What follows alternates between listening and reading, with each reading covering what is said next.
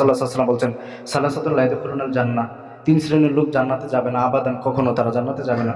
তার মধ্যে আসছে যে মুদমিনুল খামর, যারা নিয়মিত নেশাদার দ্রব্য খায়, এরা জান্নাতে যাবে না। আব্দুল্লাহ ইবনে আমর থেকে হাদিস এসেছে, রাসূলুল্লাহ সাল্লাল্লাহু আলাইহি ওয়াসাল্লাম বলছেন, সালাসাতুন লা ইয়াদখুলুনাল জান্নাহ, তিন শ্রেণীর লোক জান্নাতে যাবে না। তার মধ্যে এসেছে মুদমিনুল খামর, যারা নিয়মিত নেশাদার দ্রব্য খায়, তারা জান্নাতে যাবে না। রাসূলুল্লাহ সাল্লাল্লাহু আলাইহি ওয়াসাল্লাম 10 শ্রেণীর লোকের উপর অভিশাপ করেছেন।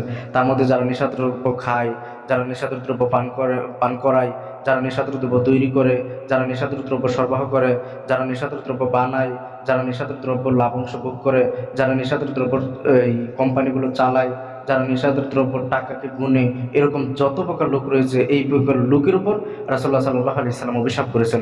অতএব যুব সমাজে আজকে নেশাদার দ্রব্য এটা সবচেয়ে বেশি ক্ষতি করতেছে। এই ধরনের নেশাদার দ্রব্য থেকে যে যুব সমাজকে যদি ফিরিয়ে আনা যায়, তাহলে আশা করা যায় আগামী প্রজন্ম অবশ্যই একটি ভালো একটা প্রজন্মের দিকে যাবে। আর যদি নেশাদার দ্রব্য, বিড়ি, সিগারেট, ইয়াবা, ফিল্মসার্টিফিকেট যদি থাকে, তাহলে যুব সমাজের ভবিষ্যৎ অন্ধকারের দিকে যাবে।